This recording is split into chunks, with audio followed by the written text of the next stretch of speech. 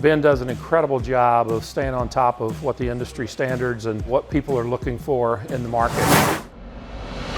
My name is Pat Parker. I'm with Norton Abrasives, a senior account manager. I've been with Norton Floor Sanding Abrasives for 14 years now. I do a lot of training across the country with a lot of different companies, distributors, and contractors. I've had the privilege to know Ben Kimminau for about 8 years now. It's been a lot of fun to watch his business morph from when he first got started to where he is today. Our job the last couple of days, myself with Norton and with RJ with Pallmann, is almost a customized 2-day training course for Ben and his employees.